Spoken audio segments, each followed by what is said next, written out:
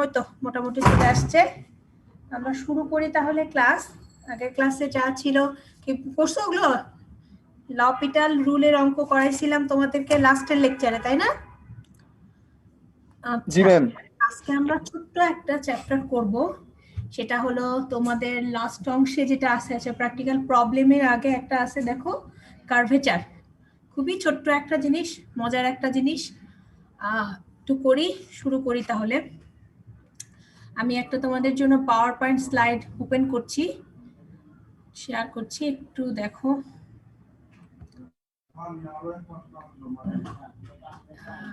এইটা আমাদের টপিকের নাম হচ্ছে কার্ভেচার। আমি দেখো ছোট্ট একটা চ্যাপ্টার। আমি তার আগে তোমাদেরকে হোয়াইট বোর্ডে কার্ভেচার সম্বন্ধে একটু বলি। এখান থেকে কার্ভেচার থেকে আমাদের আসলে কার্ভেচার জানবো, কার্ভেচার কি, এবং কার্ভেচারের অংশ থেকে তিনটা জিনিস করতে হয় মেইনলি। একটা হচ্ছে রেডিয়াস অফ কার্ভেচার, তারপরে তোমার আছে হচ্ছে তোমার সেন্টার অফ কার্ভেচার, আর একটা আছে সার্কেল অফ দ্য ইকুয়েশন ওই কার্ভেচারের। তার আগে প্রথমে যেটা জানি কি কার্ভেচার কি, প্রথমে যে কোনো জিনিসের টপিক থেকে প্রথমে একটু ধারণা করতে হয় যে জিনিসটা কি হতে পারে। খেয়াল করো, আমাদের টপিকের নাম কি? কার্ভেচার। তো কার্ভ থেকে শব্দটা আসা, তা বুঝতেই পারতেছো এখানে কার্ভের একটা খুব ইম্পর্টেন্ট। তোমরা কথা ক্লিয়ার শুনতে পারো সবাই? ক্লিয়ার? মাঝে মাঝে আপনার কথা একটু বেঁধে বেঁধে আসছিল এতক্ষণ। একটু ওই জন্য আমি বারবার জিজ্ঞেস করছি, কারণ আমার নেট একটু মনে হচ্ছে আনস্টেবল, মাঝে মাঝে একটু কম। না ম্যাম, ঠিকঠাকই শুনে গেছিল। আচ্ছা, তো কার্ভেচারে যেটা হচ্ছে, কার্ভেচার শব্দটা আসছে কি কার্ভ। কার্ভের একটা স্পেশাল ক্যারেক্টারিস্টিক যদি তুমি বলতে চাও, সেটা হচ্ছে কার্ভেচার। তুমি কার্ভকে কিভাবে চেনো? একটা কি জিওমেট্রিক্যাল ফিগার, তাই না? একটা স্ট্রেট লাইন যেরকম এরকম হতে পারে, কার্ভটা কি হয়? এরকম হয়, বা কার্ভটা এরকম হয়।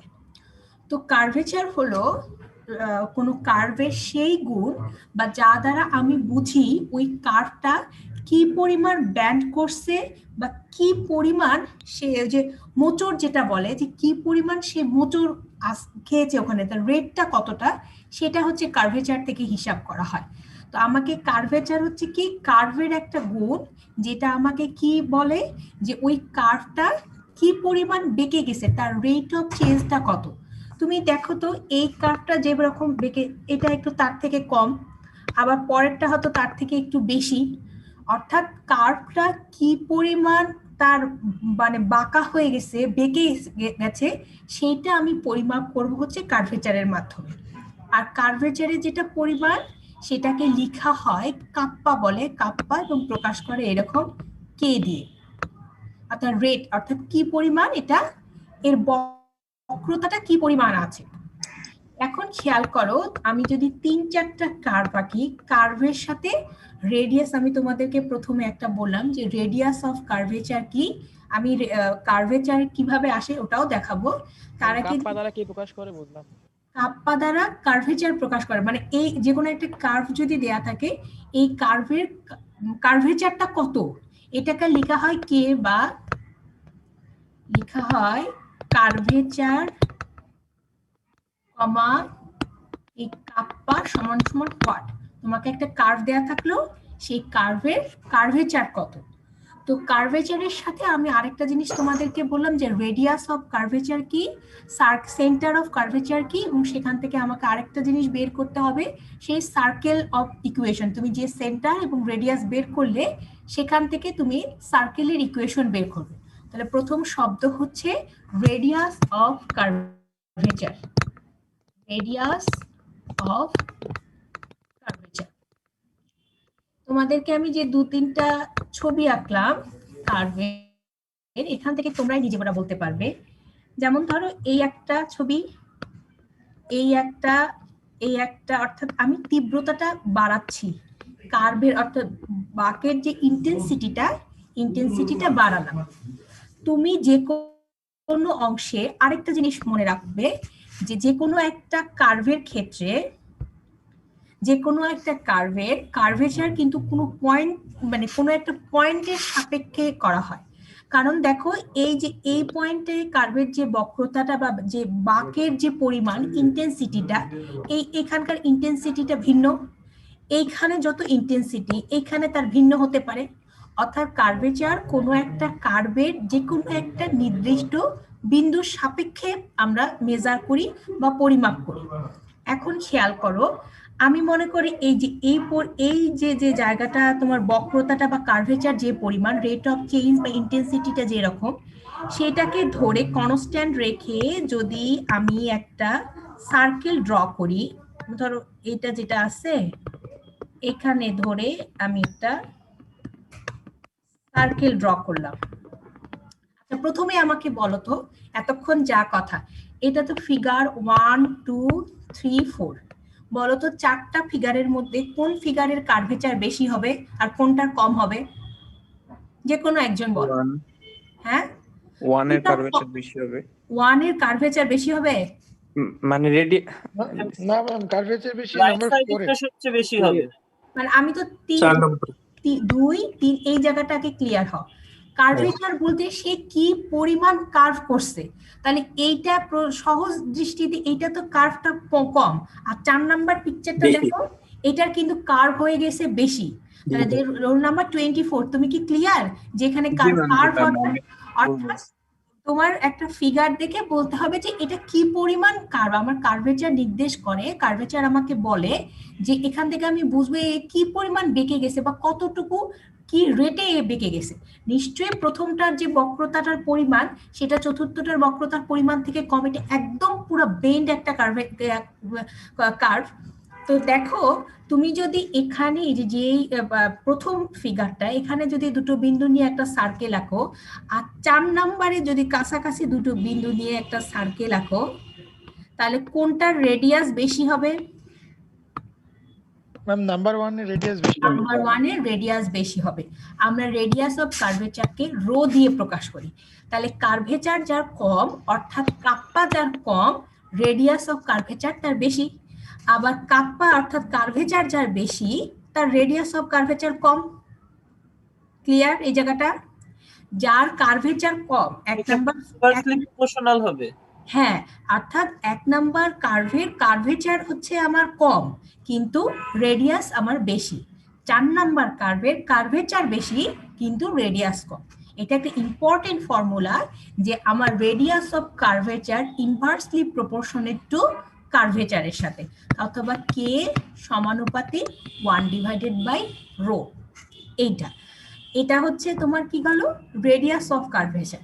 তুমি যে দুটো পয়েন্টকে কাছাকাছি নিয়ে, অর্থাৎ আমার এই অংশে যে পরিমাণ রেট অফ চেঞ্জ ছিল, কার্ভেচারের যে পরিবর্তনটা ছিল, সেটাকে আমি কনস্ট্যান্ট ধরে নিয়ে যদি আগাতে থাকি, তাহলে আমি একটা সার্কেল পাবো। সেই সার্কেল থেকে আমি কি পাবো? রেডিয়াস পাবো। যেহেতু এটা একটা সার্কেল, আমি যদি রেডিয়াস এবং এর তাহলে সেন্টারও থাকবে একটা, সেন্টার যদি আমার আলফা বিটা হয়, রেডিয়াসটাকে যদি আমি রো দ্বারা প্রকাশ করি, তাহলে এখান থেকে আমি একটা সার্কেলের ইকুয়েশন পাবো না?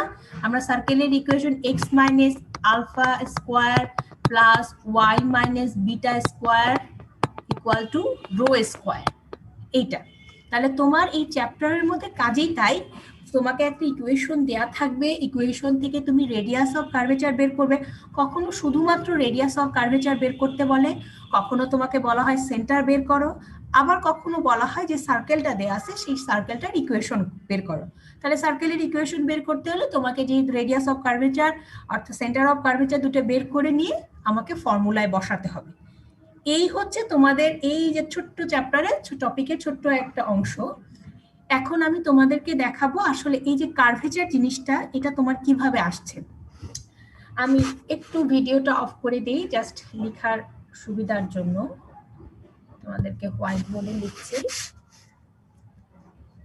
দেখো, তাহলে আমি কি বললাম, এখন আমি কি দেখাবো যে রেডিয়াস অফ কার্ভেচার রো সমান সমান কিভাবে আসে বা রো সমান সমান কত।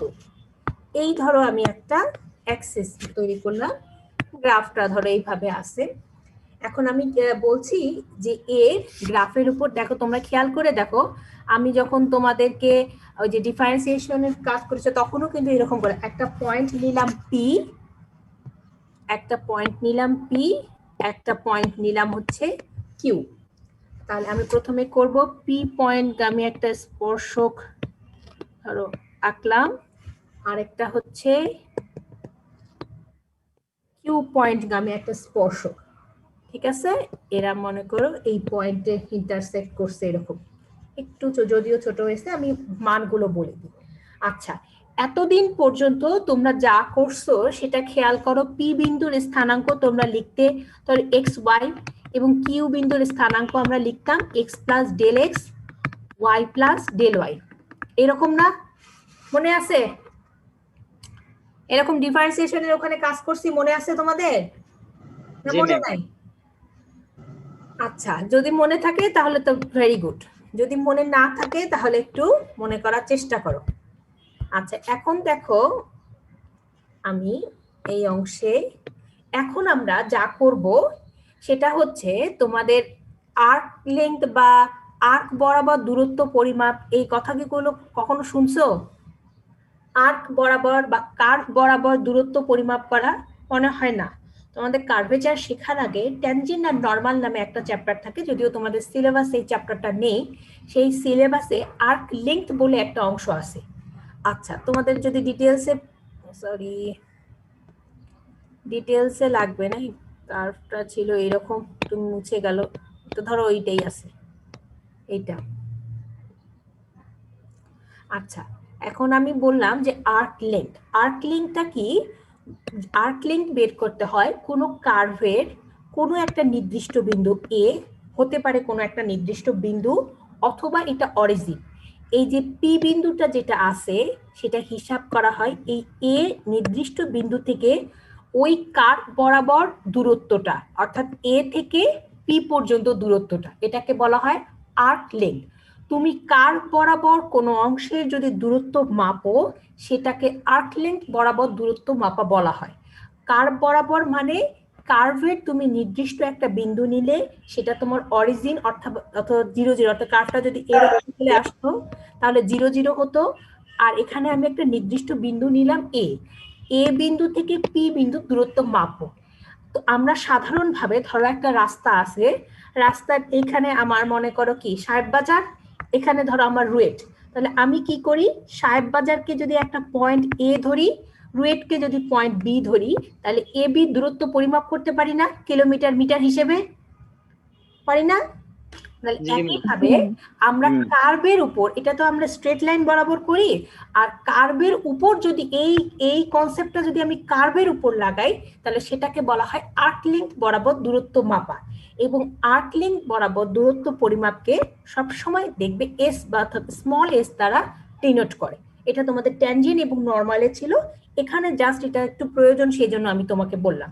তাহলে এখানে খেয়াল করো এ বিন্দু থেকে পি বিন্দু দূরত্ব আমি ধরে নিলাম হচ্ছে এস, এতটুকু। আবার এ বিন্দু থেকে কিউ আর কি এ কিউ দূরত্ব ধরে নিলাম এস প্লাস, এটা small s plus del s, এরকম। যদি তাই হয় এ কিউ দূরত্ব হলো s plus del s, AP দূরত্ব হচ্ছে এস, তাহলে পি কিউ এর দূরত্ব কত হবে? ডেল এস, তাই না? পি কিউ দূরত্ব ডেল এস হবে। এখন এই ট্যানজেন্ট যে তৈরি করছে, আমরা ট্যানজেন্ট কি জানি, যে এক্স অক্ষের ধনাত্মক দিকের সাথে যে পরিমাণ কোণ উৎপন্ন করে। তোমাদের বইয়ে যেরকম আছে আমি ঠিক সেরকম একটু নাম দিয়ে দূরত্বটা কি সরলরৈখিক আর্কলিন? হ্যাঁ, দূরত্বটা কি সরলরৈখিক হবে? না সরলরৈখিক হবে না তো, এই যে ওইটাই তো বললাম যে কনসেপ্টটা হচ্ছে এইটা, তুমি সরলরেখা বরাবর, আর এইটা হচ্ছে এই দেখো এই এতটুক, এই যে বক্রতাটা আছে যেটা, সেই দূরত্বটাই পরিমাপ করে, এটাকে বলা হয় আর্ক লেংথ, এটা স্মল এস। আর এই যে দুটো নাম দেওয়া, অর্থাৎ তোমার এই যে দুটো বইয়ের মতো করে আমি নাম দেই, এটা হচ্ছে টি, এটা এল, এটা এম, এরকম। এটা কোন উৎপন্ন করছে হচ্ছে তোমার কত পি টি এম, যেটা অর্থাৎ পি, এই যে পি টি এম, এটাকে বলছে সাই আর এম এক্স, আর মানটা এখানে দেওয়া আর এম এক্স, এটা একটা সমান সমান, এটা দিছে হচ্ছে 5 প্লাস ডেল সাই, দুটো কোণ দেওয়া, আর এদের মাঝের যে কোণটা অর্থাৎ কিউআরএল এটাকে দিয়েছে ডেল্টা সাই। এগুলো তোমরা যে আগে যখন করছি একইভাবে ডিফারেন্সিয়েশনের কাজ করছে, অর্থাৎ প্রথম স্পর্শকটা ফাই কোণ উৎপন্ন করে, পরের যে স্পর্শকটা ফাই প্লাস ডেল সাই করে, এরা যে ইন্টারসেকশন পজিশনে আছে সেটা হচ্ছে, লেখাটা মনে হয় বোঝা যাচ্ছে না এই জায়গাটা, আমি একটু ক্লিয়ার করে জাস্ট দুটো ওই মানগুলো লিখি। যে এটা যদি তোমার একটা কার্ভ হয়, বোর্ডে লিখতে একটু সমস্যা, এই যে এটা হয় ধরো একটা স্পর্শক, এটা স্পর্শক, এদের মধ্যকার যে কোণটা, আমি এইটা যদি ফাই হয়, এইটা যদি ফাই প্লাস ডেল ফাই হয়, তাহলে এই এতটুকু অংশ ডেল ফাই হবে না, এইটাই ওখানে লেখা আছে। তাহলে এখন আমাকে কি বলছে যে কার্ভেচার মানে কি? কার্ভেচার মানে হচ্ছে কোনো একটা কার্ভের যে কোনো একটা পয়েন্টে কি পরিমাণ সে ইনক্লাইন্ড হয়ে গেছে, অর্থাৎ বা কি পরিমাণ সে বেঁকে গেছে, এইটা আমি পরিমাপ করব। তাহলে প্রথম কথা হলো কার সাপেক্ষে পরিমাপ করব? দেখো তো, আমি বললাম যে আর্ক লেংথের সাপেক্ষে করব। তাহলে তোমার ক্ষুদ্র অংশের পরিবর্তনও যে আমরা ডিফারেন্সিয়েশনের যেভাবে করছি স্পর্শকের বের করার ক্ষেত্রে, আমাদের উপরে আসতে হলো ডিওয়াই, তাই না? ওয়াই প্লাস আমাদের কি ছিল, y plus del y minus y এরকম ছিল। আর এখানে আমার কোণের পরিমাণ অর্থাৎ phi plus del phi minus phi, তাহলে উপরের অংশ হবে ফাই। কার সাপেক্ষে করছি? আগে আমরা করতাম কি এক্স এর সাপেক্ষে, আর এখানে আমরা কার সাপেক্ষে করছি? আর্ক লেংথের সাপেক্ষে। আর্ক লেংথ পরের অংশ হচ্ছে এস প্লাস ডেল এস, প্রথম অংশে এস, তাহলে দুটো যদি বিয়োগ করি তাহলে এটা হবে ডেল এস। এখন যদি আমি এটা লিমিট নিয়ে নেই যে del s tends to zero, del s tends to zero মানে কি? এ থেকে কিউ, তোমরা কি বুঝতে পারতেছো না এমনি শুনতেছো? হ্যাঁ বলো। বুঝতেছি না। এ কিউ বিন্দুটা যদি আমার হয় হচ্ছে এস প্লাস ডেল এস, এবং এপি বিন্দুটা যদি হয় আমার এস, তাহলে ডেল এস কি রিপ্রেজেন্ট করে? ওই পি থেকে কিউ বিন্দুর দূরত্ব, তাই না? পি কিউ মানে কি? পি কিউ মানে আমি ডেল এস বললাম না, এটা মানে কি বোঝায়? যে পি বিন্দু থেকে কিউ বিন্দুর দূরত্ব হচ্ছে ডেল এস। এখন এখানে দেখো বলছে যে del s tends to zero, তার মানে কি পি বিন্দু থেকে কিউ বিন্দুর দূরত্ব যদি জিরোর দিকে চলে যায়, অর্থাৎ দূরত্ব যদি আস্তে আস্তে কমতে থাকে। কখন দূরত্ব আস্তে আস্তে কমতে থাকে? আমরা ট্যানজেন্টের ইকুয়েশন জানি যে কিউ বিন্দু যদি ধীরে ধীরে পি বিন্দুর দিকে অ্যাপ্রোচ করে, এই ধরনের যদি লিমিটিং পজিশন হয়, অর্থাৎ পি বিন্দু এবং কিউ বিন্দুর মধ্যকার দূরত্ব যদি আস্তে আস্তে কমতে থাকে, তাহলে সেটা আমরা লিমিট হিসেবে নিতে পারি। এবং এইটা মানে দেখো আমাদের কি ডি ফাই বাই ডিএস, এটা হচ্ছে আমাদের কি কার্ভেচার। এই যে অর্থাৎ rate of change of phi, phi by ds কেন করলাম? এই যে রেট অফ ডি ফাই মানে কি ছিল? কোণের পরিবর্তন। আর কোণ বলতে কি বোঝায়? কি পরিমাণ সে, এই যে কার্ভটা দেখো কি পরিমাণ সে ইনক্লাইন্ড হয়ে আছে। তুমি যদি এই যে এয়ার তৈরি করো, তুমি যদি ধরো এই কার্ভটা এইভাবে আছে, তাহলে এখানে ইনক্লাইনেশন এইটা হবে। আরেকটা যদি তুমি একটু বেশি করে করো, তাহলে ইনক্লাইনটা দুটো ভিন্ন হবে না? স্পর্শক তোমাকে কি নির্দেশ করে? এই সরলরেখাটা এক্স অক্ষের সাথে কি পরিমাণ কোণ উৎপন্ন করে আছে। একটা সরলরেখা এক্স অক্ষের সাথে কত কোণ উৎপন্ন করে আছে। এখন এটা যদি এরকম ছিল, এর ইনক্লাইনেশনটা যদি চেঞ্জ হয়ে যায়, অর্থাৎ তোমার মনে করো এটা একটু আরো একটু ইনক্লাইন, মানে এই রেখাটা এরকম ছিল তো, না হয়ে আর একটু এরকম হয়ে গেল, মানে অর্থাৎ এরকম হয়ে আসছে কার্ভটা, তাহলে এর ইনক্লাইনেশনটা কমে গেছে না আগে থেকে? এটা হচ্ছে না? তাহলে কোণের পরিবর্তনটা বোঝাচ্ছে না যে তোমার, আমি তো রেট অফ চেঞ্জটাই এখানে মাপবো। কি মাপবো? যে তোমার এই যে মানে অর্থাৎ আমার যে কার্ভটা কি, এই যে কার্ভটা, এই যে ধরো এই কার্ভটা দেখো আস্তে আস্তে তুমি যদি এখানে ট্যানজেন্ট ড্র করো, এইখানে ড্র করো, এইভাবে ড্র করো, তাহলে দেখো আস্তে আস্তে কি তোমার ডিরেকশনটা চেঞ্জ হচ্ছে। ডিরেকশন চেঞ্জ হচ্ছে মানে ট্যানজেন্ট কি পরিমাণ কোণ উৎপন্ন করতেছে সেইটা তোমার চেঞ্জ হচ্ছে। এটাকে তুমি ধরো একটা এক্সিস হিসেবে চিন্তা করো, তাহলে এইটা তোমার আস্তে আস্তে চেঞ্জ হচ্ছে না? আবার যদি তুমি এখানে চিন্তা করো, এটা আস্তে আস্তে চেঞ্জ হচ্ছে না? তাহলে তোমার এক্স অক্ষের সাথে কোণের পরিবর্তনটা দেখাচ্ছে। কার সাপেক্ষে দেখাচ্ছে? আমি এখানে নিচে আর্ক লেংথের সাপেক্ষে, আর্ক লেংথ এস এর সাপেক্ষে পরিবর্তন হচ্ছে। তাহলে কার্ভেচার দিয়ে তোমাকে বোঝানো হচ্ছে যে যে কার্ভটা আছে সেই কার্ভটার প্রথম কথা হলো কি তুমি যদি সোজা বাংলা ভাষায় বলতে চাও সেটা হচ্ছে কার্ভটা কি পরিমাণ বাঁকতেছে আস্তে আস্তে, এইটা তোমাকে নির্দেশ করবে। আর যদি তুমি ম্যাথমেটিক্যালি বলতে চাও সেটা হলো কার্ভের ডিরেকশনটা কিভাবে চেঞ্জ হয়ে যাচ্ছে। এই যে কার্ভটা ছিল এইভাবে, ডিরেকশন চেঞ্জ হওয়া নির্ভর করে হলো আমার ট্যানজেন্টের সাথে, ট্যানজেন্ট কিভাবে তার চেঞ্জটা দেখায়। তাহলে ডিরেকশনটা আস্তে আস্তে আস্তে আস্তে এইভাবে চেঞ্জ হচ্ছে, কার্ভের সাথে এই ডিরেকশনটা যেভাবে চেঞ্জ হয় সেই চেঞ্জের সেই পরিবর্তনটাই আমি পরিমাপ করি আমার কার্ভেচার থেকে। অর্থাৎ এটা ডি ফাই মানে কোণের পরিবর্তন, কার সাপেক্ষে পরিবর্তন, আমার আর্ক লেন্থের সাপেক্ষে পরিবর্তন। এটা ছিল হলো তোমার কার্ভেচারের ডেফিনেশন আকারে যদি বলতে চাও যে কার্ভেচার কি মিন করে সেটা তুমি এখান থেকে বুঝতে পারবে। আর কার্ভেচারের চ্যাপ্টারের ক্ষেত্রে তোমাকে মূলত করতে হবে রেডিয়াস অফ কার্ভেচার বের করতে হবে, সেন্টার অফ কার্ভেচার বের করতে হবে, আর একটা হচ্ছে সার্কেল অফ ইকুয়েশন বের করতে হবে। এটা তিনটা ফর্মুলা আছে, ফর্মুলাগুলো একটু দেখি।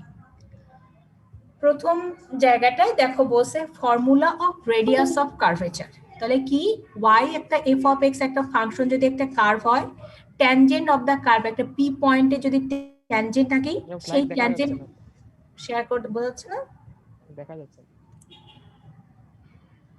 এখন দেখো আমি বললাম y of f of x, আমরা যে কোনো কার্ভের ইকুয়েশন তো এইভাবে লিখি, y of f of x একটা কার্ভ, ধরে নিলাম একটা ট্যানজেন্ট কোন পয়েন্টে p পয়েন্টে একটা ট্যানজেন্ট, সেই ট্যানজেন্টটা x অ্যাক্সিসের সাথে ফাই কোণ উৎপন্ন করছে। তাহলে আমরা জানি কি ফার্স্ট ডেরিভেটিভ সমান সমান tan phi বা m equal to tan phi equal to dy by dx, এগুলো তোমাদের জানা। একে আমি এখানে এটা জাস্ট ডেরিভেশন, আমি তোমাদের মূল সূত্রটা পড়া যাচ্ছি। D square y by dx square, সেটাকে আমি এইভাবে লিখতে পারি tan স্কয়ার phi কে tan phi কে করলে sec স্কয়ার phi কে করলে d phi বাই dx। এইটাকে দেখো একটু ভেঙে, আমাদের টার্গেট কি আমরা d phi বাই ds বের করব। এটাকে তাহলে ভেঙে লিখলাম d phi by ds, ds by dx। আমি d phi বাই ds মানে কি বললাম, d phi বাই ds মানে হচ্ছে কার্ভেচার। কার্ভেচারকে কি দিয়ে লিখি, কাপ্পা বা কে দিয়ে লিখি। আর কাপ্পা সমান সমান কি 1 ডিভাইডেড বাই রো মানে 1 divided by radius of curvature. আর ds বাই dx হচ্ছে তোমার আর্ক লেন্থ। আর্ক লেন্থের এটা সূত্র, যেহেতু তোমরা আগের চ্যাপ্টার পড়ে আসোনি এটা তোমাদের কাছে আননোন লাগতে পারে। ds বাই dx সমান সমান √1 plus dy by dx whole square. এটা আপাতত সূত্র হিসেবেই তোমরা মাথায় রাখো এইটা। এখন আমাদের কাজ কি, আমরা জাস্ট এই আমাদের গোল কি ছিল, আমাদের গোল ছিল রেডিয়াস অফ কার্ভেচার বের করা। এখানে রোটা যেটা আছে সেটাকে হাতের বাম পাশে নিলাম, বাকি কি tan phi মানে আমরা জানি dy by dx, tan phi এর জায়গায় dy by dx whole square বসাই দিলাম, এইটা ঠিক থাকলো। আর এই পাশে বাম পাশে যে অংশটা ছিল এটা আমাদের নিচে চলে আসবে। এই যে রো সমান সমান ওইটা একটু সিম্পলিফাই করে লেখা, রো সমান সমান 1 plus dy by dx whole square √3/2। এইটা হচ্ছে তোমার রেডিয়াস অফ কার্ভেচারের কি, রেডিয়াস অফ কার্ভেচারের ফর্মুলা। এটাকে অনেক সময় dy বাই dx কে আমরা y1 দিয়ে লিখি, d square y by dx square কে y2 দিয়ে লেখা হয় এইটা। এখন তোমাকে যদি একটা ম্যাথ, ম্যাম এটা আরেকবার বলেন ম্যাম, দ্বিতীয় লাইন থেকে। এই যে dy বাই dx একটা নোটেশন, dy বাই dx বলতেও যেটা বোঝায় y1 বলতে, কেন লিবনিজ থিওরামের ওখানে তোমরা করছো না y1 y2 দেওয়া ছিল কোশ্চেনের মধ্যে, ওখানে দেওয়া ছিল তো। আমরা কখনো dy বাই dx লেখে y1 লেখে y ডট লেখে, y ডটটা সাধারণত সময়ের সাপেক্ষে অর্থাৎ t এর সাপেক্ষে যদি করা হয় তখন y ডট লেখে, এটা নিউটনিয়ান নোটেশন বলা হয়। আমরা পার্শিয়াল ডিফারেন্সিয়েশনে যেরকম করছি del phi by del x fx কয়টা নোটেশন দেখছি না, এটা তো টোটাল ডেরিভেটিভ নিয়ে dy বাই dx কে লেখে y1 আর d square y by dx square কে লেখা হয় y2। এটা ছোট্ট একদম দেখো ম্যাথ, তোমাদের একটা ম্যাথ দেখাই আগে। দেখো এখানে কি বলা আছে, সার্কেলের দুটোই ম্যাথ করছে। আচ্ছা ছোট্ট একটা, এই যে রেডিয়াস অফ বলছে find the radius of curvature at the point xy on the curve y of a log sec x by a। তোমার কার্ভের ইকুয়েশন এটা, এখান থেকে তোমার রেডিয়াস অফ কার্ভেচার বের করতে হবে। তাহলে রেডিয়াস অফ কার্ভেচার মানে কি আমরা জানি সূত্র y1 plus y1 whole square divided by y2 root over 3/2। তাহলে আমাদেরকে y যেটা দেয়া আছে y থেকে y1 বের করতে হবে এবং সাথে সাথে y2 বের করতে হবে। y সমান সমান যদি এইটা দেয়া থাকে তাহলে y1 সমান সমান a, এ তো কনস্ট্যান্ট আকারে থাকলো, log sec x by a, log x কে করলে হয় 1 divided by x plus a, sec x plus a, sec x plus a কে আবার করতে হবে sec ইনটু tan, আবার x বাই a কে করলে আমি কি পাবো 1 বাই a। এই জাস্ট সিম্পলিফাই করা, sec sec কে চলে গেছে, a কেটে গেছে, শুধুমাত্র tan x বাই a। তাহলে y1 সমান সমান tan x by a, y2 সমান সমান কি হবে tan কে করলে sec square x by a, আর x বাই a কে করলে হবে আমার 1 বাই a। আমার ফর্মুলা অনুযায়ী উপরের অংশটাকে আমি করছি 1 প্লাস y1 স্কয়ার, তাহলে 1 plus tan square x by a সমান সমান sec square x by a। তাহলে এইটা জাস্ট আমি এখানে বসাই দিছি sec square x by a, আর y2 মানে আমি জানি 1 divided by a sec square x by sec square x by a। তাহলে 3/2 মাইনাস 1 বাই করলে 1 থাকতেছে, আর এটা উপরে গেলে এটা। তাহলে মূল যেটা তোমার দেয়া থাকবে জাস্ট একটা কার্ভকে তুমি এই ফর্মুলা অনুযায়ী যদি রেডিয়াস অফ কার্ভেচার বের করতে বলে তাহলে এখান থেকে বের করলে ছোট্ট একটা ফর্মুলা। ম্যাম এখানে যে x, y যে পয়েন্টটা বলছে ওইটা কি সার্কেলের উপর যে কোনো পয়েন্ট? সার্কেল না, প্রথম কথা হলো এই ধারণা, তুমি সার্কেল তো কার্ভ একটা, এটা সার্কেলে হইতে পারে না, কার্ভ একটা, জি কার্ভের উপর একটা পয়েন্ট। আমি বারবার বললাম যে রেডিয়াস অফ কার্ভেচার কোনো পয়েন্টের সাপেক্ষে হতে পারে। এই এক্স ওয়াই পয়েন্টে রেডিয়াস অফ কার্ভেচার দেখো এত যদি হয়, x এর মান যদি 2 এবং y এর মান যদি 1 হয়, 2 1 পয়েন্টে, তাহলে sec 2 বাই a হবে এখানে। তাহলে 3 যদি পয়েন্ট, x এর মান যদি 3 হয়, 3 2 পয়েন্টে কি কার্ভেচার অন্য হবে। কার্ভেচার কোন পয়েন্টে কি পরিমাণ, এটা পয়েন্ট টু পয়েন্ট ভেরি করে, যে ওই পয়েন্টের থেকে ওই পয়েন্টে যে পরিমাণ সে বেন্ড করছে তার আগের পয়েন্টে তার থেকে কম বেন্ড করতে পারে অথবা বেশি বেন্ড করতে পারে। সবসময় মনে রাখবে যে কার্ভেচার কোনো একটা পয়েন্টের সাপেক্ষে হিসাব করা হয়, পুরো কার্ভের সাপেক্ষে না। যদি কি পরিমাণ কার্ভ হচ্ছে সে এটাকে কনস্ট্যান্ট রেখে যদি আমি আগাতে পারি তখনই কেবলমাত্র আমি সার্কেলের ইকুয়েশন পাবো। আচ্ছা, আরেকটা দেখো কোশ্চেন, তো পরের অংশ, এটা সেন্টার অফ কার্ভেচার।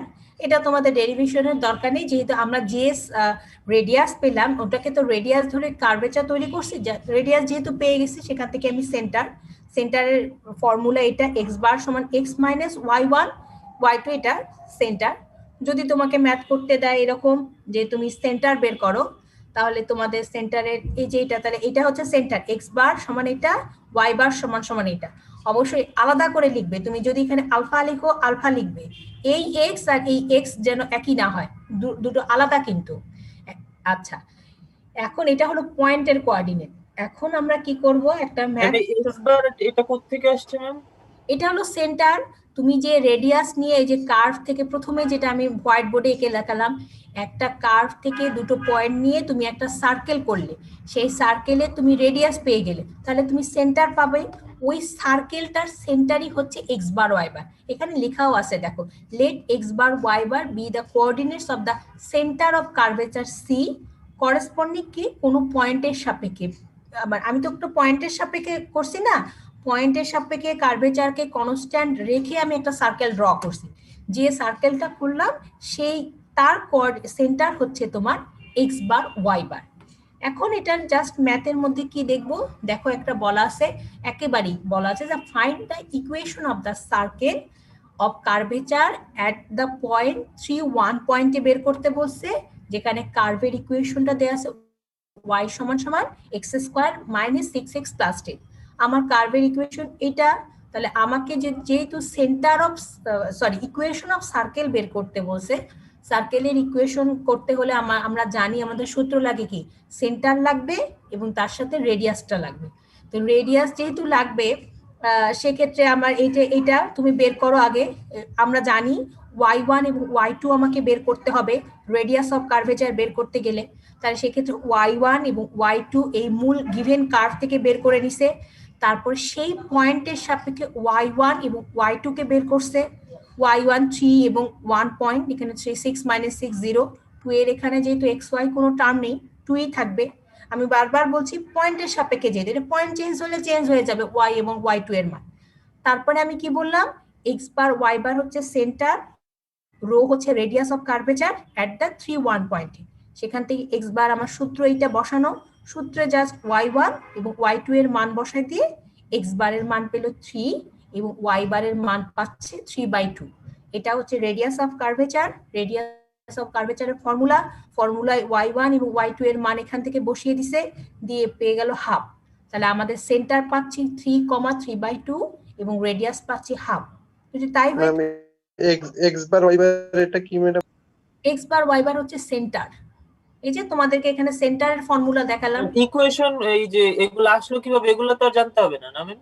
কোনটা ইকুয়েশন আসলে কিভাবে? ম্যাম ওই যে সেন্টার যে বের করলেন ওইটা। না এটা তোমাদের ডেরিভেশনটা জানতে হবে না। তোমরা যদি এমনি আমি দেখালাম জাস্ট এটা ওই রেডিয়াস থেকে এটা সেন্টার, এটা একটা ফর্মুলার মতো আর কি। তোমার তুমি এমনি পড়লে রিডিং পড়লেও দেখতে পারবে এটা। আর তাহলে আর সেন্টার অফ এটা ফর্মুলা তো তোমরা জানো, আমরা জিওমেট্রি যখন করছি তখনই জানি যে আমরা যদি সেন্টার জানি এবং রেডিয়াস জানি তাহলে কিভাবে সার্কেলের ইকুয়েশন পাবো। x minus x bar whole square plus y minus y bar whole square সমান সমান রেডিয়াস স্কয়ার। এটাকে অনেক সময় সিম্পলিফাই করেও তোমরা লিখতে পারো, যে এটাকে ভেঙে দিয়ে, আর যদি এইভাবে রাখতে চাও সেটাই পারবে। এখানে বললাম তো ছোট্ট একটা চ্যাপ্টার, শুধু তোমাকে জানতে হবে রেডিয়াস কি এবং তার সাথে সাথে কি কার্ভেচার কি। এই যে তোমার এখন চেঞ্জ হয় কোথায়, তোমার ইকুয়েশনের ক্ষেত্রে। বলো তো এটা ইমপ্লিসিট ইকুয়েশন না এক্সপ্লিসিট ইকুয়েশন? বলো তোমাদেরকে যে আমি পুরো ডিফারেনশিয়াল ক্যালকুলাস করালাম, বলো ইমপ্লিসিট ফাংশন কি এক্সপ্লিসিট ফাংশন কি? ইমপ্লিসিট ম্যাম ওটা।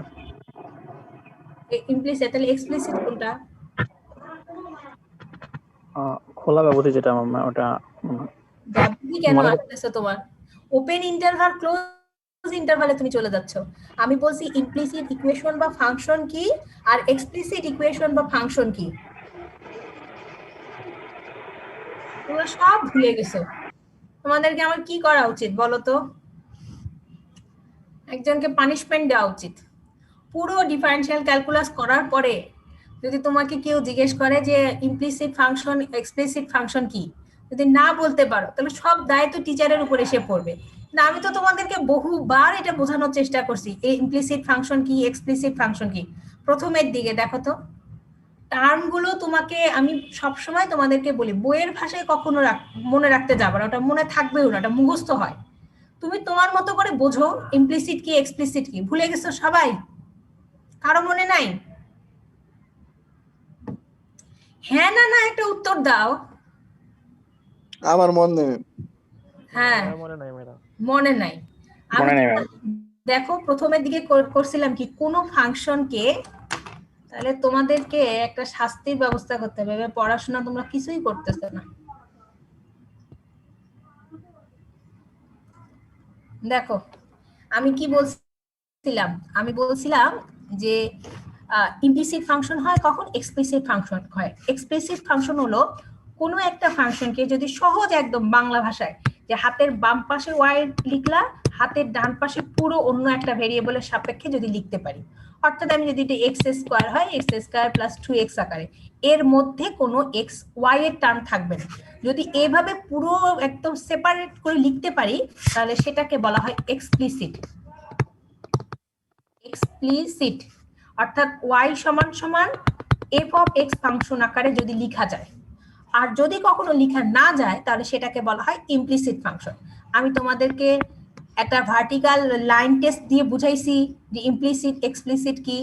দেখো আমাদের যে সার্কেলের ইকুয়েশন, এটা তো সার্কেলের ইকুয়েশন, তাহলে আমি কি বললাম, হাতের বাম পক্ষে রাখবো y, ডান পক্ষে রাখবো x, তাহলে y সমান সমান plus minus √4 minus x square. এই তো সবাই এগ্রি করতেছো তো আমার সাথে? এটা কি ইমপ্লিসিট ফাংশন না এক্সপ্লিসিট ফাংশন? y সমান সমান plus minus √4 minus x square. Explicit. Explicit. সবাই একমত এক্সপ্লিসিট? জি ম্যাম। সবার ভুল।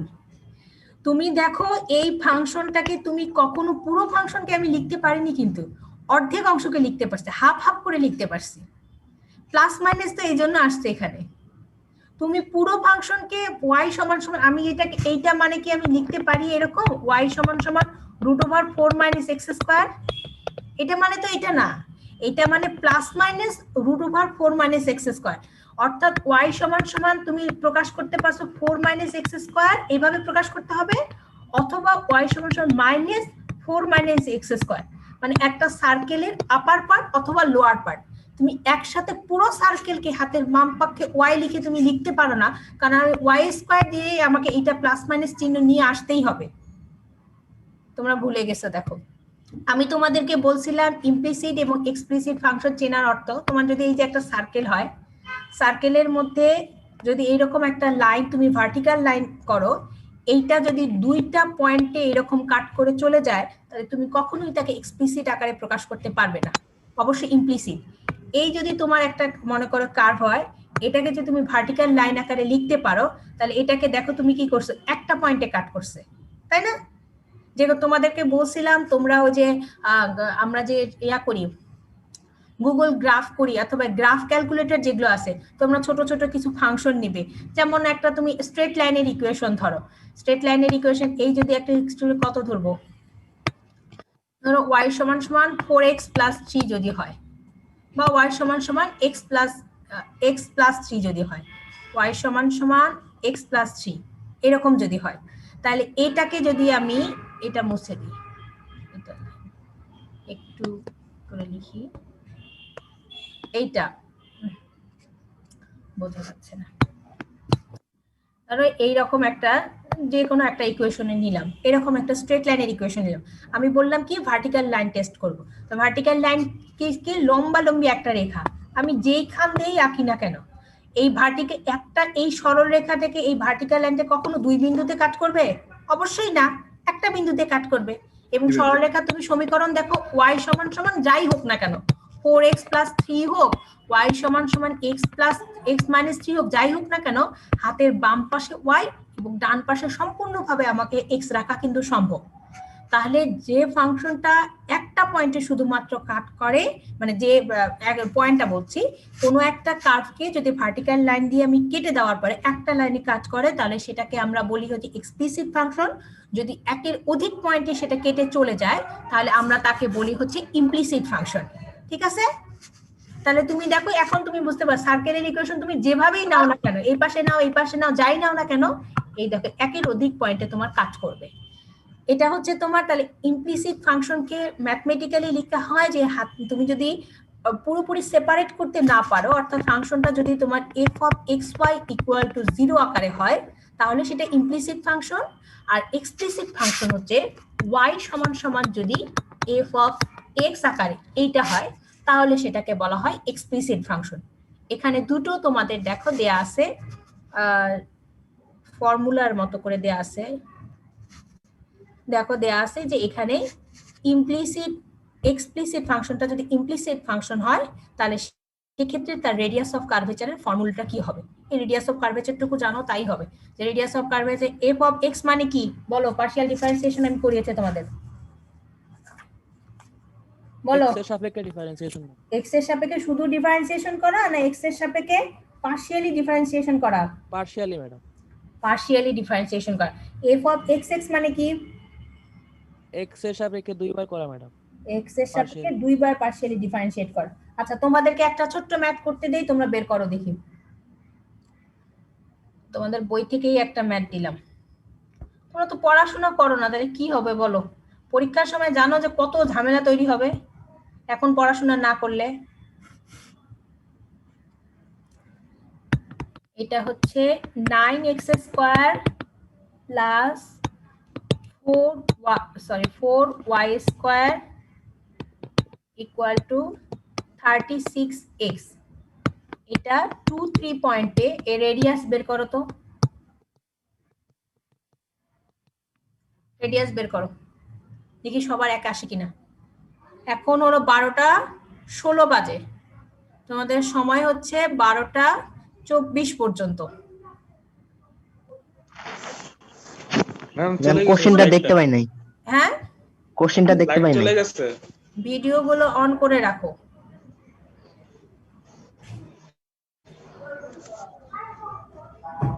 ভিডিও দেখি করতেছো না করতেছো, ভিডিও অন করে রাখো দেখি।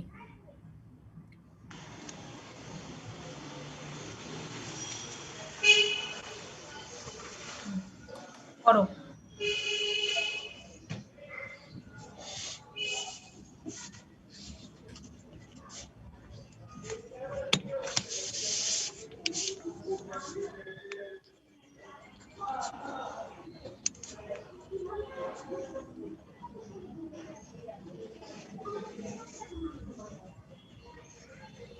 ম্যাডাম সূত্রটা ভুলে গেছি ম্যাডাম।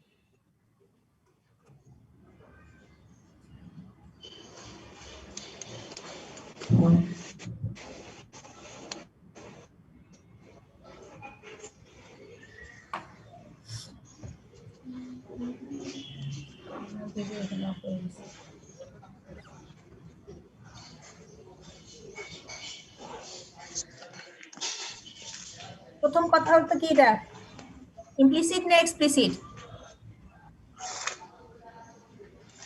বলো। Ma'am explicit. ইমপ্লিসিট ইমপ্লিসিট না, ইমপ্লিসিট। এক্সপ্লিসিট কে বললো? ম্যাম ফ্লাইট চলে গেছে। আমি 25। কিভাবে কিভাবে এক্সপ্লিসিট হয় বলো তো দেখি। ম্যাম কোশ্চেনটা ইমপ্লিসিট এক্সপ্লিসিট ফাংশনটাকে যদি তুমি লোকেট করতে না পারো, তখন তো তোমার ফর্মুলার ক্ষেত্রে ওখানে যে ঝামেলা হয়ে যাবে। ফর্মুলা দুটো মনে আছে? আমি যে দুটো ফর্মুলা দেখাইলাম, মনে নাই তো? তাহলে তোমরা কিভাবে ম্যাথ করতেছো? তুমি জানলে এটা ইমপ্লিসিট ফাংশন, তাহলে তুমি ম্যাথ করতেছো কিভাবে?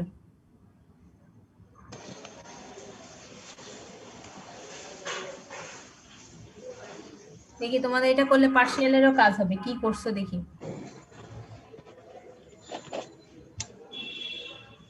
আচ্ছা, এটা 36x দিছি, 36 দিয়ে করো তো। 36 দিয়ে করো, অর্থাৎ 9x² + 4y² = 36।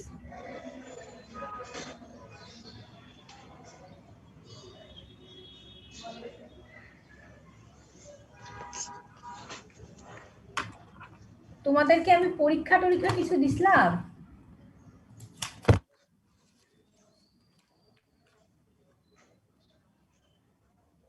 পরীক্ষার ডেট দেইনি না? পরীক্ষা নেবেন? পরীক্ষা নিব না? কে বলছে পরীক্ষা নিব না? হ্যাঁ, সিটি অ্যাসাইনমেন্ট নেবেন বলছিলেন। না, তোমাদের তো পরীক্ষা তো না, সিটি নেওয়া হয়নি তো তোমাদের একটাও। আমি সিটি নেইনি তো। একটা সিটি দিবা, তারপরে আরেকটার জন্য অ্যাসাইনমেন্ট। যদি তোমরা অ্যাসাইনমেন্ট দিতে চাও, না হলে দুটোতেই সিটি দিতে পারো।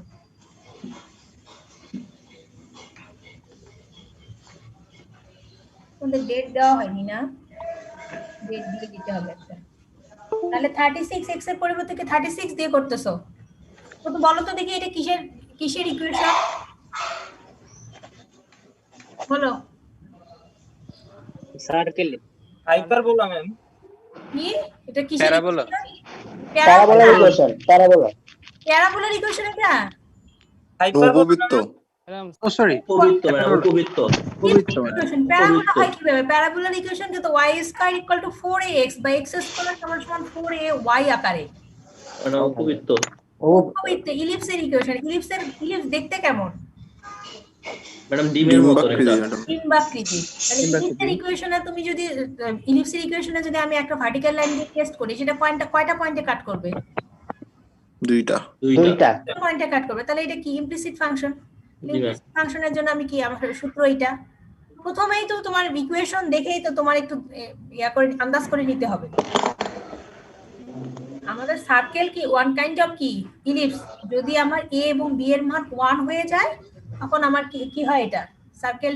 সেই ইলিপসটাকে আমরা বলি হই সার্কেল। হয়নি? একটা তো fx কত বের হইছে? fx কত আসছে? কারোরই fx আসবে? 18x। হ্যাঁ, 18x 18x। আচ্ছা, তারপরে fy ম্যাম 8y 8y। আচ্ছা, তারপরে fxx ম্যাম খালি 18। 18। তারপরে fxy। ম্যাডাম x করি না, এখনো করতেছি। আচ্ছা, করো। বাকিদের কি অবস্থা? অন্যরা কি হইছে না ওর সাথে মিলছে?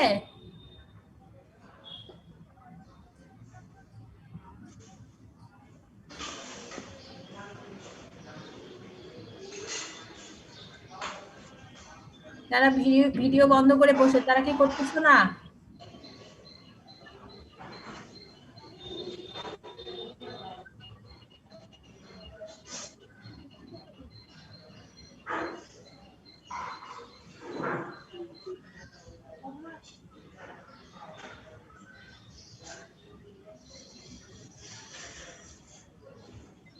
FYY কার আসছে বলো, দেখি দুই একজন জিজ্ঞেস করি। ম্যাডাম FYY 8 আসছে। FYY আসছে 8। হ্যাঁ, এখন কি করবে তুমি? মানগুলো বসাবে কোন পয়েন্টে? 2, 3 পয়েন্টে যেগুলো আসছে এই মানগুলো এখন এখানে বসিয়ে দাও। 2, 3 পয়েন্টে আগে মান বসাও। সহজ জিনিস তো, তোমার দেওয়া আছে সূত্রও তোমার সামনে দেওয়া আছে, তুমি শুধু তোমরা কাজ করতেছো কিনা এটা দেখি। 22 হয়ে গেছে। কত পর্যন্ত টাইম দিছিলাম? 24 নাকি? আর 2 মিনিটে করো দেখি।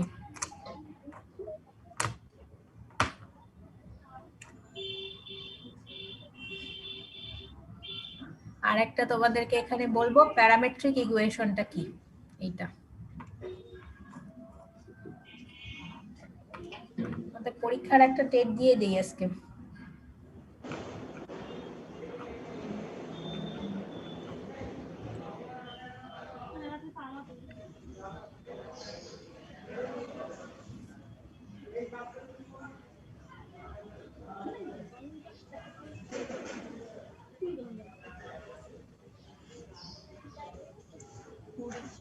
তোমাদের কবে নেওয়া যায়?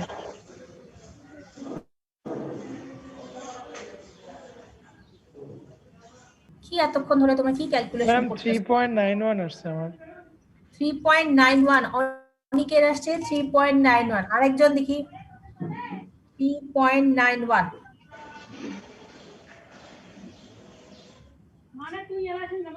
আর কত?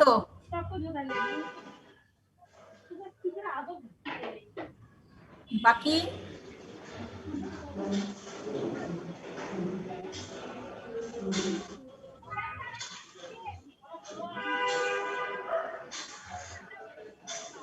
কত আসছে?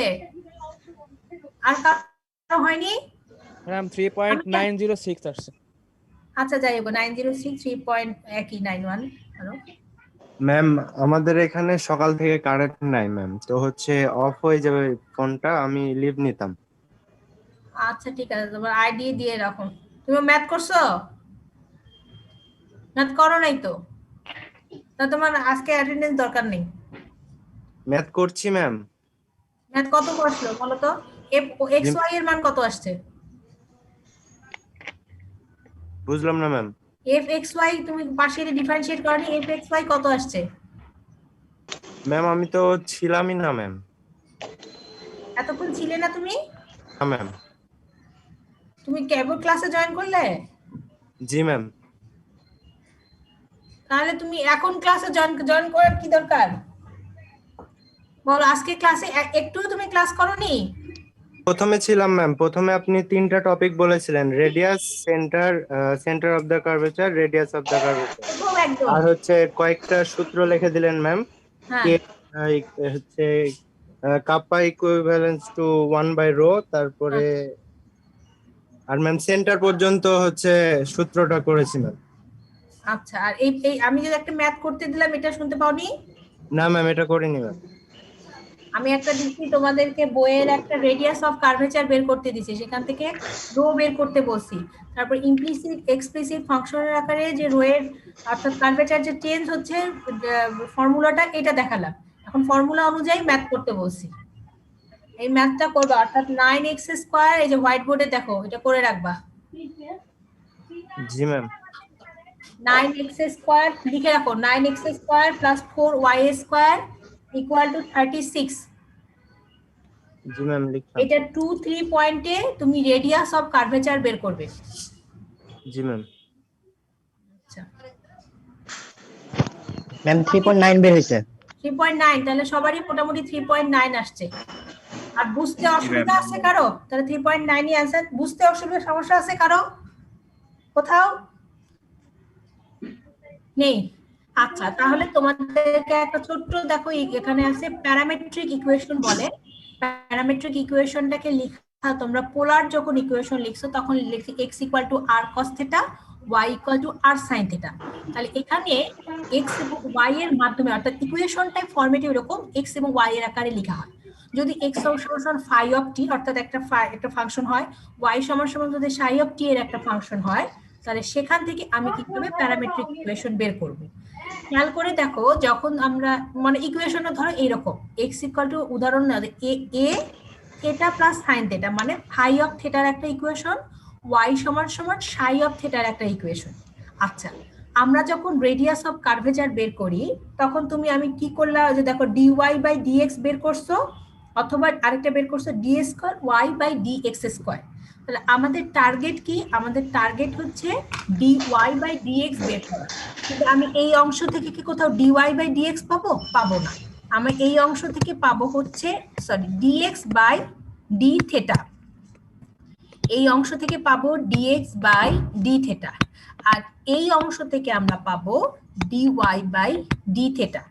আর আমার dy বাই dx মানে হচ্ছে আমি এটাকে ভেঙে এভাবে লিখতে পারি dy by d theta divided by dx by d theta. মনে করো d থিটাটা নেই, তাহলে dy বাই dx থাকছে 3 পয়েন্ট কত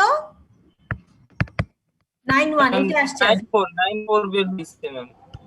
আচ্ছা, তাহলে ওটা ক্যালকুলেটরে ছোট্ট একটু তোমার নাম তো সবারই মোটামুটি 3.91 আসছে। তাহলে আমার প্যারামেট্রিক ইকুয়েশন এরকম ইকুয়েশন দেয়া থাকবে, কিছুই না, তুমি ইকুয়েশনটাকে এরকম করে যার সাপেক্ষে দেয়া আছে থিটার সাপেক্ষে দেয়া থাকে থিটার সাপেক্ষে করো, টি এর সাপেক্ষে থাকে টি এর সাপেক্ষে বের করো, dx বাই d থিটা বের করো, dy বাই d থিটা বের করো, তারপরে dy বাই d থিটা এবং dx বাই d থিটার সাহায্যে তুমি dy বাই dx বের করো। এখন যদি তুমি dy বাই dx পাও সেখান থেকে তুমি কি পাবা d square y by dx square পাবা। এখন তোমার যেটাই বের করতে বলুক না কেন, রেডিয়াস অফ কার্ভেচার বের করতে বলুক, সেন্টার অফ কার্ভেচার বের করতে বলুক, dy বাই dx এর মানটা শুধু বসিয়ে দিবা। এটা হচ্ছে প্যারামেট্রিক ইকুয়েশনের ফর্মেট, যাতে তোমাদের ওই করতে যে কখনো মনে না হয় যে এটা কিভাবে আসলো। একইভাবে করা তোমাদের বইয়ে প্রচুর ম্যাথ আছে এরকম, তোমার বের করা রেডিয়াস বের করা, সেন্টার বের করা, সার্কেল বের করা, এই কার্ভেচার থেকে এই অংশটা মোটামুটি করো তাহলেই এনাফ। আর তোমাদের আমার শেষ একটা অংশ আছে, সেটা হচ্ছে কিছু প্র্যাকটিক্যাল প্রবলেম সলভ করা। আমি আগামী ক্লাসে হয়তো তোমাদের এটা করাবো সলভ করার আগে। তার আগে তোমাদেরকে একটু সিটি এবং অ্যাসাইনমেন্ট তোমাদেরকে কিছুই বলা হয়নি। আচ্ছা, তোমাদের একটা সিটি, যেহেতু একটা সিটি দাও আর অ্যাসাইনমেন্ট দাও। অ্যাসাইনমেন্টটা পরে বলি, আগে সিটিটা বলি। সিটি কোন কোন চ্যাপ্টারের উপর দিবে সেটা আগে লিখে নাও। আর সিটি ডেট হচ্ছে তোমাদের 12 তারিখ, 12 তারিখ। হ্যাঁ, অনেক সময় আছে, আস্তে ধীরে পড়াশোনা করতে পারবা। সিএপি তোমাদের 19 তাই না? 12। আচ্ছা সিআর, যারা ক্লাসে উপস্থিত নাই তোমার দায়িত্ব সবাইকে জানিয়ে দেওয়া যে 12 ম্যাম ইমেল দিলে হয়ে যাবে গাই, এক পরীক্ষা ইমেল দিলেই সবাই জেনে যাবে। 20। হ্যাঁ, তুমি এটা সবাইকে জানিয়ে দিবা। আচ্ছা আমাদের কয়টার দিকে ক্লাস নিয়ে আমরা 11:30 না 11:30টার দিকে, তাহলে আমাদের ফার্স্ট সিটিটা হবে। এখন সিটির সিলেবাস তোমরা, আমি তোমাদেরকে কিছু দেই। সিটির নাও হচ্ছে তোমার expansion of function now. First এর গুলো যে কোয়েশ্চেন ফার্স্ট এর গুলো নেন, ফার্স্ট এর গুলো অ্যাসাইনমেন্ট আকারে দিব, যাতে এগুলো সহজ, ওইগুলো ম্যাম সিটি নিয়ে একটু ফার্স্ট এর গুলো ম্যাম সহজ ম্যাম, সহজগুলো একটু ম্যাডাম সহজগুলো অ্যাসাইনমেন্ট আকারে নেই, কঠিনগুলো পরীক্ষা আকারে দাও। না ম্যাম ওইরকম হলে দুটো মিলাই দিই, আমি সহজ কঠিন মিলাই দেব। এক্সপানশন অফ ফাংশন পরীক্ষা দিয়েন ম্যাম ফার্স্ট এর গুলো। আচ্ছা, এক্সপানশন অফ ফাংশন, তারপরে তোমার হচ্ছে কি দিলাম, ম্যাক্সিমা মিনিমা নাও। ম্যাক্সিমা মিনিমা, তার সাথে হচ্ছে ইনডিটারমিনেট ফর্মস। এই 3টা চ্যাপ্টার করবা, ইনডিটারমিনেট ফর্ম। তাহলে সিটি 1 থাকলো তোমার expansion of function, maximum minimum, indeterminate form. Ma'am question কি রকম টাইপ হবে? কোশ্চেন হয়তো ম্যাথ সলভ করতে হবে এই টাইপে। আর তোমাদের ম্যাম এটা সময়টা বেশি দিন, ফার্স্ট সিটি ম্যাম তো। ইন্টারনেট ফর্মসে তো শুধু লসপিটাল রুল পড়ানো হয়েছে, ম্যাম শুধু ওইটাই পড়বো। চার টাইপ তো করা, লপিটাল রুলটাকে নিয়ে কাজ করা হয়েছে, কিন্তু ফরম্যাট কিন্তু শুধুমাত্র 0/0 তে করা হয়নি। 0/0, zero by infinity, infinity by infinity, 1 to the power infinity, 0 to the power, 5টা ফরম্যাট মোটামুটি। ম্যাম এই 1 টু দি পাওয়ার ইনফিনিটি এই জিনিসটা ম্যাম একটু সমস্যা হয়ে গেছিল। কি সমস্যা? আমি তো তোমাদেরকে বললাম যা ছিল সেটাকে লগ আকারে যে একটা ম্যাথ করলে লগ আকারে তুমি নিয়ে নিবা। ম্যাম ওই যে sin two the power 10x ওই টাইপের ম্যাম ওইগুলা। হ্যাঁ, sin y সমান সমান যদি sin two the power 10x হয়, তাহলে log y সমান সমান কি হবে? 10x log sin x। তখন তুমি দুটো ফর্মুলা পাচ্ছ। খেয়াল করো, তোমার দেওয়া আছে sin two the power 10x, ঠিক আছে? y সমান সমান দেওয়া আছে sin two the power 10x, তাহলে log y সমান সমান কত হবে? 10x sin two the power log sin x। এখন তুমি লিমিট যত দেওয়া আছে দেখো কোন ওই চারটার মধ্যে কোনো একটার মধ্যে পড়ে যাবে, সেইভাবে তুমি সলভ করে ফাইনালি তুমি y সমান সমান অ্যান্টি লগ ওইটা নিয়ে নিবে। লগ সমান সমান এটা কি ম্যাম ওই যে 0 ইনফিনিটি বা ইনফিনিটি 0 এরকম টাইপের আসবে? তিনটার জন্য, হ্যাঁ তিনটা, যেটা লাস্টের টাইপটা ছিল তিনটাই একই আসে, ওই লগ নিলেই কাজ হয়ে যায়। লগ নিলে শুধু লগ না, ওখানে কাজ হচ্ছে লগ নেওয়া, আর লগ নেওয়ার পরে দেখবো যে উপরে তোমার যে চারটা নিয়মের মধ্যে কোনো না কোনো একটা নিয়মের সাথে চোখ মিলে গেছে। ম্যাম এখানে কি ম্যাডাম ইয়েগুলা মানে ডেরিভেশন গুলা কি পড়তে হবে? না, তোমাদের আপাতত কোনো পড়তে হবে না। ওই যে কি শুধুমাত্র এক্সপানশন অফ ফাংশনের মধ্যে আমি Rolle's theorem, mean value theorem এগুলো মনে পড়িয়েছিলাম। এই অংশটা বইয়ের ম্যাথ গুলা করলেই কি হবে? হ্যাঁ বইয়ের ম্যাথে ম্যাম জাস্ট কি ম্যাথ দিবেন নাকি প্রমাণও দিবেন সাথে? ম্যাথ তোমার ওই যে স্টেটমেন্ট দুটো পড়ো, রোলস আর মিন ভ্যালু পড়া। আচ্ছা, এই গেল তোমাদের, এটা হচ্ছে 12 তারিখে। আর একটা তোমরা কি দিতে চাচ্ছ, পরীক্ষা দিতে চাচ্ছ? সিটি এই আর কি বলে অ্যাসাইনমেন্ট ম্যাম। অ্যাসাইনমেন্ট আর একটা সিটি দিয়ে দাও, তাহলে তো ঝামেলা শেষ। না ম্যাম অ্যাসাইনমেন্ট নেন। অ্যাসাইনমেন্ট না ম্যাডাম অ্যাসাইনমেন্ট। আচ্ছা, অ্যাসাইনমেন্ট যদি দিতে হয় তাহলে অ্যাসাইনমেন্টটা তোমরা দিবে তাহলে 5 তারিখ। আর যদি কোনো সমস্যা থাকে, কারণ আমাদের 19 তারিখ হচ্ছে লাস্ট ক্লাস মনে হয় তোমাদের সাথে, আবার খুব সম্ভবত তোমাদের সাথে আমার লাস্ট ক্লাস হচ্ছে, হ্যাঁ তোমাদের সাথে আমার লাস্ট ক্লাস হচ্ছে 19 তারিখ। যদি কোনো সমস্যা থাকে আমরা সেখানে সলভ করবো, আদারওয়াইজ ওই দিন তোমাদের ছুটি। তাহলে তোমরা 5 তারিখ একটা অ্যাসাইনমেন্ট দিবে। আচ্ছা, 1 মিনিট আমি একটু তোমাদের লিখে নিই। সিএপি 19 এর অ্যাসাইনমেন্ট, আর একটা হচ্ছে তোমার সিটির ক্ষেত্রে দেখো, সিটির ক্ষেত্রে তুমি নাও হচ্ছে তোমরা লিবনেস থিওরামের অংশটা, সরি অ্যাসাইনমেন্টের জন্য লিবনেস থিওরাম নাও। তারপরে তোমাদের ওই যে বললা লিমিট কন্টিনিউটি, ওগুলো লাগবে। সাকসেসিভ ডিফারেন্স, লিমিট কন্টিনিউটি মনে হয় দরকার নেই। লিমিট কন্টিনিউটি কি দরকার আছে ওই অংশটা? ম্যাম না ম্যাম। আচ্ছা, তাহলে তোমরা সাকসেসিভ ডিফারেন্সিয়েশন নাও, লিবনেস থিওরাম নাও, পার্শিয়াল ডিফারেন্সিয়েশন নাও, তিনটা নিলে। আর একটা তার সাথে তাহলে এই তিনটাই করো,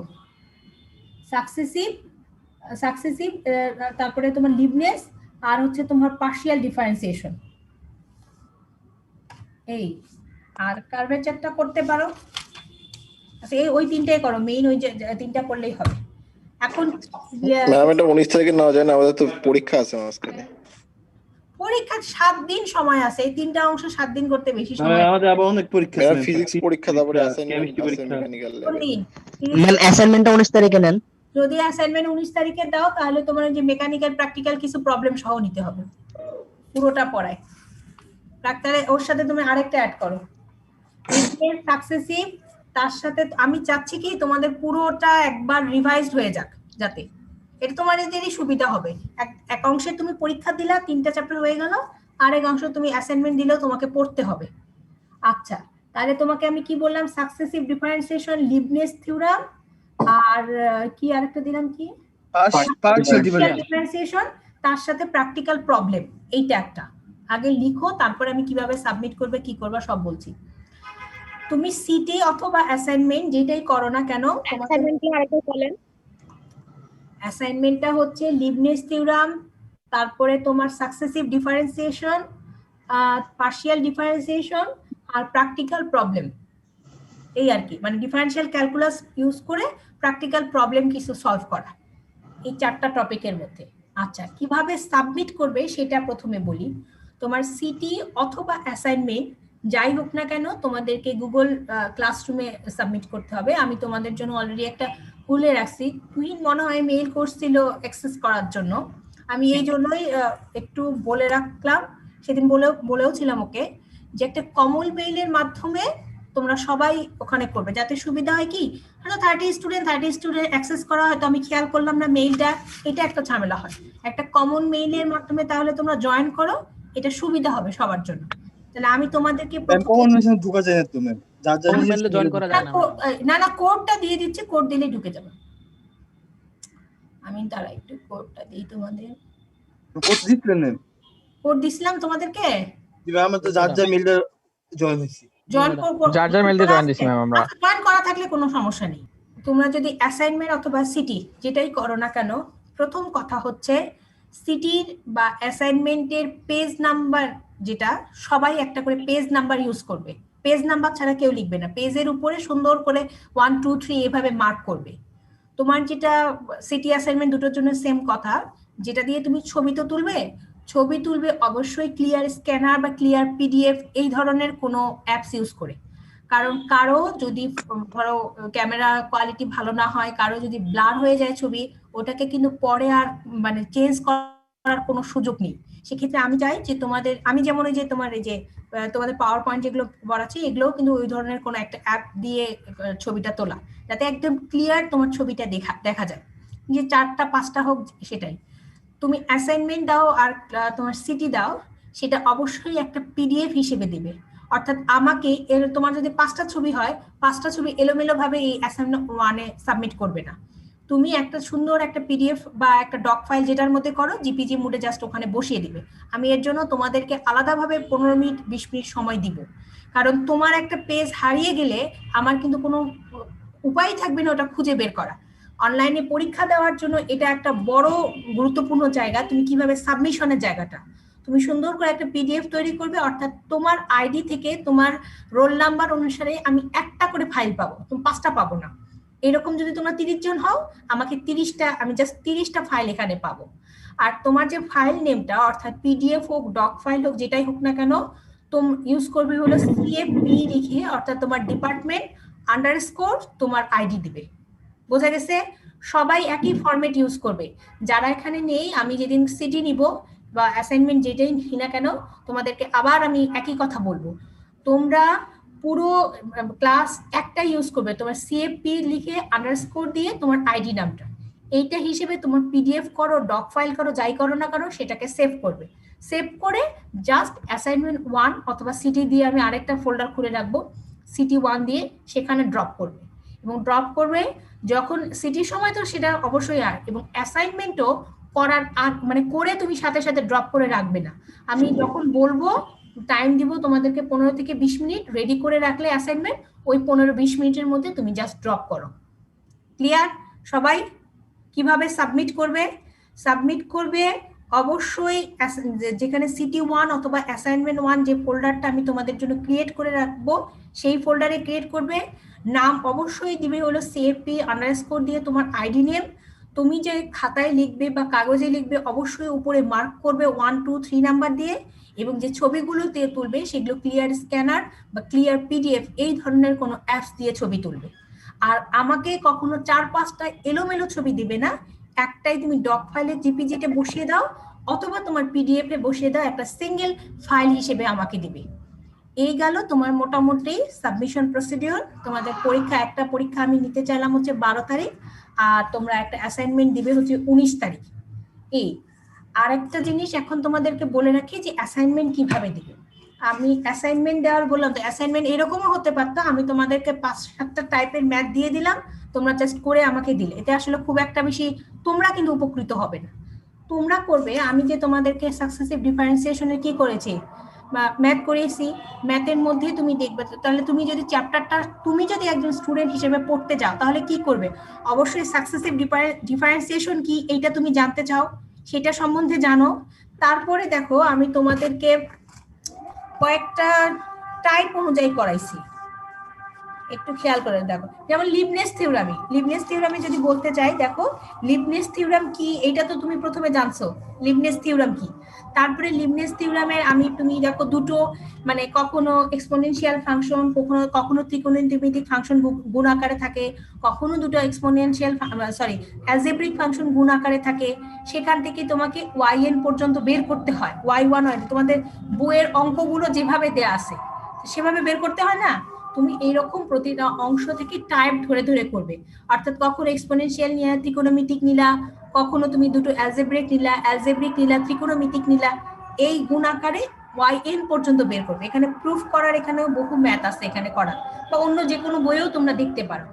পার্শিয়াল ডিফারেন্সিয়েশন যখন করো, পার্শিয়াল ডিফারেন্সিয়েশনের ওখানে তোমার কিন্তু ওই যে পার্শিয়াল ডিফারেন্সিয়েশন কি, পার্শিয়াল ডিফারেন্সিয়েশনের নোটেশন কি, পার্শিয়াল ডিফারেন্সিয়েশনের ম্যাথ গুলো কিরকম করে আসে, ওই যে আমি এক্সাম্পলে কিছু ম্যাথ করিয়েছি কিনা, এই ধরনের একটা টাইপ করে করবে। আর মেকানিক্যাল মানে প্র্যাকটিক্যাল প্রবলেম যখন করাবো তখন আমি বলে দেব কিভাবে করবে। অর্থাৎ তুমি তোমার কাছে মানে কি বইয়ের ম্যাথগুলাই কি টাইপ ধরে ধরে করব? হ্যাঁ, বইয়ের ম্যাথগুলোই টাইপ ধরে তুমি, অর্থাৎ তুমি তোমার নোটটাকে যত সুন্দর করে সাজাতে পাবে তুমি মার্কস তত বেশি পাবে। খেয়াল করবে তোমার সাথে যেন অন্যজনের ম্যাথ হুবহু খুব বেশি মিলে না যায়। যদি খুব বেশি মিলে তাহলে দুজনের খাতা সরাসরি রিজেক্ট হবে। এটা বল ম্যাডাম, প্রতিটা টাইপ থেকে মনে করেন কয়টা করে অঙ্ক করব? দুইটা তিনটা ছোট অঙ্ক হলে বেশি করে করলা। তোমার কাজ, তুমি অ্যাসাইনমেন্টটাকে মনে করো তুমি তোমার পরীক্ষার জন্য পড়া তৈরি করতেছো। তুমি যদি 7 দিনও সময় পাও, শুধুমাত্র 3টা চ্যাপ্টার নিয়ে 4টা চ্যাপ্টার নিয়ে 7 দিন ধরে কাজ করতেছো, এনাফ টাইম। কিন্তু এখন যদি তুমি পড়াটাকে এইভাবে গুছিয়ে রাখো, দেখো পরীক্ষার সময় কতটা বেনিফিটেড হয়। তখন মনে পড়বে যে না, এবার আমার গুছিয়ে রাখা একটা কাজের কাজ হয়েছে। তো তুমি যেভাবে তৈরি করবা অ্যাসাইনমেন্টের মাধ্যমে, একজন স্টুডেন্টকে আমি কিভাবে বুঝবো সে ভালো না আর সে আরেকজনের থেকে কপি করছে, তোমার লেখার তোমার নোট করাটার স্টাইল দেখেই বুঝবো। আমি তোমাকে 5টা-7টা অঙ্ক দিয়ে দিলাম, তুমি আমাকে 5-7টা অঙ্ক করে দিলা, এটাতে কিন্তু আমার জাজ করার কোনো জায়গায় থাকবে না। একজন করলো, আরেকজন হুবহু ওকে দেখে কপি করছে, দেখা অনেক সময় হয় যে কপি করছে সেই বেশি নাম্বার পায়, যার দেখে কপি করছে সে কম নাম্বার পায়। এই জন্য তোমাদের মার্ক তোলার একটা মানে আমি জায়গায় রেখে দিলাম।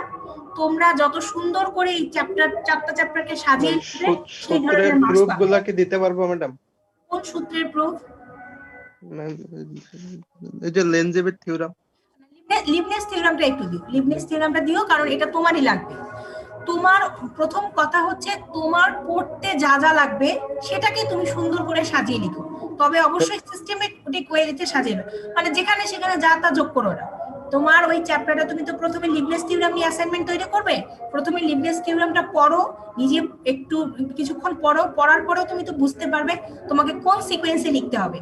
এই জন্য আমি তোমাদেরকে সিকোয়েন্সটা বলে দিলাম না, এটা তোমাদের কাছে ওপেন অ্যাক্সেস। তোমরা সিকোয়েন্সটা যে যত সুন্দর করে সাজিয়ে লিখতে পারবে, মার্কিং সেভাবেই হবে। বাংলা কি বাংলা ইউজ করা যাবে? বাংলা না, বাংলা ইউজ করা যাবে না।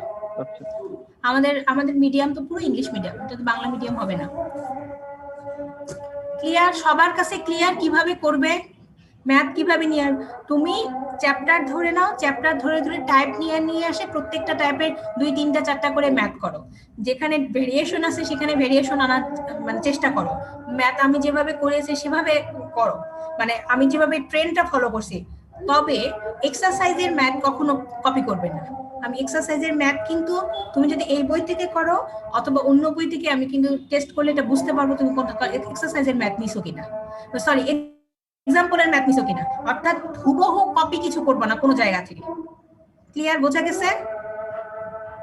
আর একটা জিনিস করতে পারো যে তুমি কাজ করার পরে রেফারেন্স হিসেবে যে দুই বই অথবা তোমার যেটা তুমি নেট থেকে ইউজ করছো সেটার নাম লিখে দিতে পারো যে হ্যাঁ তুমি এই বইয়ের এই অত শুধুমাত্র রেফারেন্স লিখে বইয়ের নাম এবং অথরের নামটা লিখে দিবে। বোঝা গেছে? যেমন এখানে ডিফারেন্সিয়াল ক্যালকুলাস বিসি দাস, সব লেখা শেষ করলে রেফারেন্স লিখে ওইখানে তুমি জাস্ট মেনশন করবে কোন কোন বই তুমি ইউজ করছো, এই আর কি। একটা বই থেকে কখনো পড়বে না, পড়ার সময় অবশ্যই তোমার কাছ থেকে 2-3টা বই থাকতে হবে। একটু একটা করে চ্যাপ্টার পড়ো, যাতে চ্যাপ্টার গুলো তোমাদেরকে সুন্দর করে পড়া হয়। একটু সময় নিয়ে, অনেক সময়, আজকে তোমাদের কয় তারিখ? আজকে আমাদের 28 তারিখ, আমি নিতে চাইছি তোমাদের 19 তারিখ। অনেক সময় আছে, অল্প অল্প করে পড়লেও পড়া হয়ে যাবে। এখন বলো, এখন কারো কোশ্চিন আছে কিনা? যদি কোনো কোশ্চিন সিটি কিভাবে হবে না হবে এর উপরে। তার মানে ম্যাম হচ্ছে এক্সাম্পলের ম্যাথ গুলো আমরা নিতে পারবো না, এক্সারসাইজ এক্সাম্পলের ম্যাথ নিতে পারবে না, তুমি এক্সাম্পলের বাইরে ম্যাথ নিবে। এক্সাম্পলের ম্যাথ তোমার জন্য, তুমি ওটা শিখে বুঝে করো, আর এক্সারসাইজ হচ্ছে তোমাকে করতে হবে। আর ম্যাম সিটিতে কতটা সময় দিবেন? সিটি কোশ্চিনের উপর নির্ভর করে, আমি বলে দেবো প্রথমেই সবকিছু বলে দেবে, এবং তোমার সাবমিশনের জন্য আলাদা টাইমই থাকবে তোমাদের। সাবমিশনের সিটি পরীক্ষা দিচ্ছ এক কথা, সাবমিশনের বোঝা নিয়ে কোনো সমস্যা আছে না, আমি সেই দিন আবারও বলে দিব, বারবার বলা এক কারণ তোমরা ছোট মানুষ, নতুন আসছো, এই জায়গাটা ভুল করলে তোমার খাতাটাই মিসলোকেট হয়ে যাবে। আর এত খাতার মধ্যে একটা খাতা মিসলোকেট হয়ে গেলে এটা কিন্তু খুঁজে বের করা দেখা যায় খুবই টাফ। আজকে এমনও না যে আমাদের তোমরা আজকে পরীক্ষা দিলে আমাকে আগামীকালই সবগুলো বা এক সপ্তাহের মধ্যে নাম্বারগুলো সাবমিট করতে হবে, সেটাও না। তোমরা বুঝতেই পারতেছো আমাদের একই তো অনলাইনে করা হচ্ছে, প্লাস কবে আসলে এটার মানে শুরু হবে আবার সেটাও আমরা বলতে পারছি না। তো 6 মাস পরেও যেন আমার কাছে সবগুলো তোমাদের খাতা গুছানো থাকে, এই জন্য তোমাদের এই অংশের মধ্যে এই তো বারবার জোর দেওয়া। কেউ ভুল করবে না, যা করবে এবং যেভাবে বলে দিলাম এভাবে করো, কারো খাতা মিসলোকেট হওয়ার কোনো সম্ভাবনা নেই। নির্ভর তুমি যেভাবে ওই চ্যাপ্টারটা তো আমি এই জন্যই তো বললাম, তোমাকে অনেক অঙ্ক করতে হবে না, যে একই টাইপের তুমি 5টা-7টা অঙ্ক করছো তা না, একটা টাইপে তুমি 2টো করে অঙ্ক করো। যেহেতু আমার ডিফারেন্সিয়াল ক্যালকুলাসের অঙ্কগুলো ছোট ছোট, বড় অঙ্ক হলে আমি তোমাকে বলতাম একটা অঙ্কই করো, একটা অঙ্ক করো কিন্তু ভালোভাবে করো, যা শিখবা তা ভিতর থেকেই শেখো, বেশি কিছু শেখার দরকার নেই। একটা টাইপ নিলা, 2টো অঙ্ক, যাতে তোমার ওই টাইপটা বুঝতে আর কোনো জড়তা না থাকে, যে না এটা যদি এইভাবে আসে পরীক্ষার মধ্যে তাহলে এইভাবে হবে, এই জন্য তোমাদেরকে বলো। আর এই জন্যই তোমাদেরকে আমি অ্যাসাইনমেন্টে এইভাবে বিশ্বাসী না যে আমি 15টা ম্যাথ দিয়ে দিলাম 3টা চ্যাপ্টার থেকে, তোমরা 15টা ম্যাথ করে নিয়ে আসে জমা দেওয়া মানেই তুমি চ্যাপ্টার একদম পড়ে শেষ করছো। তুমি নিজে প্রথমে চ্যাপ্টারটা পড়ো, তোমাকে জানো যে তোমাকে কি কি পড়তে হবে এইটা প্রথমে দেখো, তারপরে তুমি আসলে ওখান থেকে ম্যাথ নিজেই খুঁজে বের করো, এটা যে কোনো বই থেকে। আর আমি চাই তোমরা 2-3টা বই ফলো করো, তাহলে তোমাদের ওই পরীক্ষা সম্বন্ধে ধারণাটা খুব বেশি ভালো হয়ে যাবে। আশা করি তোমাদের ভালো হবে ইনশাআল্লাহ পরীক্ষা। আর কোনো কোশ্চেন বলো? আর নেই? সিটি কয় তারিখ বলছেন ম্যাম? সিটি তো বললাম 12 তারিখ, সিটি হচ্ছে তোমাদের 12 তারিখ, আর অ্যাসাইনমেন্ট হচ্ছে তোমাদের 19 তারিখ, এই আর কি। আচ্ছা তোমরা একটু আইডি গুলো তাহলে দিয়ে দাও, আজকে ক্লাস এতটুকু থাক, নেক্সট ক্লাসে করবো।